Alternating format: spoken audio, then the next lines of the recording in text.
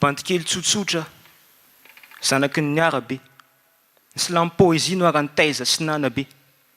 Raha toka eo alohako ianao dia miangavy, aza takomana ny anjara masoandroko. Raha hoarinako nefa dia azo enjehana, fa mbola lavitra ny lalako. Bandikely tsotsotra, zanaky ny arabe. Somary lava volo nefa tsy hoe maditra be. Nisafidiny anao tatoa satria nilaifiko efa miro fonja, saingy. Ny asa vita moa ny fampitsarana dia ny kozy aloha ny andro any nataoko mafonja.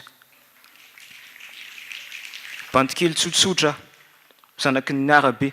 Tsy mahafantatra an'izany hoe manalahy isan'andro miaraka amin'ny akama mbola be adidy be, vao 18 taona monja dia mianatra sady ny mitondra tokantrano, saingy. Tsy mbola manambady fa mamasandry ny ao an-tanàna dia izay ny nangatahako tsodrano. Bandikely tsotsotra, zanaky ny arabe. Tsy manam-potoana ny vavahana isaky ny alahady aleoko mitady sery eny an-dalambe. Ny tenin'Andriamanitra hoe ny mofinaina sakafo, nefa raha manga mitahy ihany nafahako mitafy sy mena milamina ambany tafo dia any am-pitadiavana no mitady mitafitafy.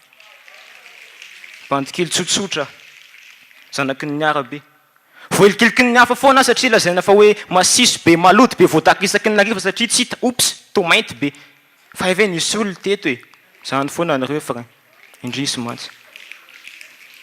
Bandikely tsotsotra, zanaky ny arabe. J'ai à peine le temps pour m'endormir, donc je ne sais pas trop ce que c'est de rêver.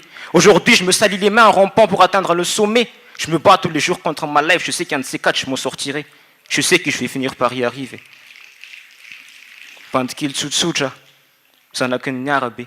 Fa eto amin'ity fiainana ity hoe tsy tsaratsara ny le hoe mandray efa mbola amilay koa le manome. Manome izay kely ananana ka izay nahatonga na izara ny cause ny talenta kely ananako satria ny silamo poézie ny ara dia ny lifeko no raketiko atsoratra nataoko tantara. Bandikely tsotsotra, zanaky ny arabe. Tsy manam-potoana ny ifaninanana amin'ny hafa, ny adidiko fotsiny nataoko totosa dia mandamina dia mizara. Satria efa betsaka ny teo alohako, ny aorianako tsy ferany. Satria mbola lavitra ny lalana dia tsy ny olona ho any enjehany, fa ny tanjona ny tratrariny. Ary matoa amin'ny joro eto, tsy tonga namarotra amin'ny balarorako fa silamo poézie ampitiavana no tolorako satria bandikely tsotsotra, zanaky ny arabe. Silamo poézie no arany taiza sy nanabe. Raha toka eo alohako ianao dia miangavy miangavy.